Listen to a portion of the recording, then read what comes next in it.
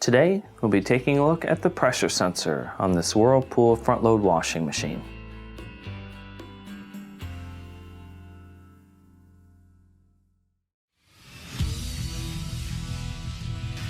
Be sure to visit ApplianceVideo.com, where you will find thousands of repair videos on the latest technology. And for a limited time, you can save big on an annual membership and take advantage of all of our premium benefits. ApplianceVideo.com. Do it right the first time. Stop. Before beginning any repair, always be sure to disconnect the power to the appliance. It is also recommended to test the outlet for the proper voltage. Remember to also turn off the water. You will need the following tools to complete this repair.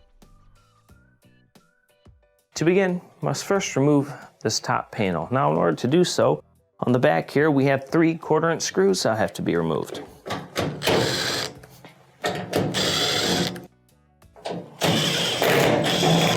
Let's take these out.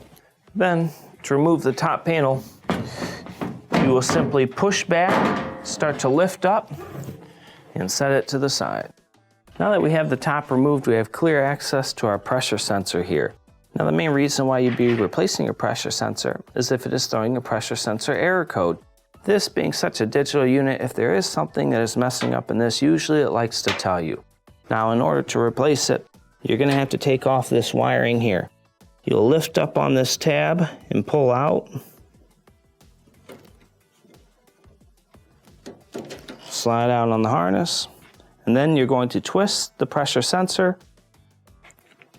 This will line up the locking tab so you can remove it. Pull off on the pressure hose. Now, before you replace the pressure switch, go ahead and blow through the hose. Make sure it's not obstructed. As long as it's not obstructed, go ahead and set your switch to the side. When installing your new pressure switch, we are going to slide in the hose first, and you want to slide it in to where it is going to be mounted and straight. And then we're going to put it in sideways inside the provided slot for the mounting. Twist it. You'll hear it click into place. Let's reinstall the Molex here.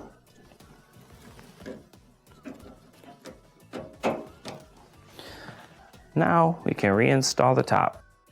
When reinstalling your top panel, you'll want to start it back a little ways, and you'll want the slotted portion to be on the front, the screw portion to be on the back. Drop it down and it'll stick out probably about a 1/4 inch. Drop it in, and finally, let's go ahead and reinstall the 3 screws.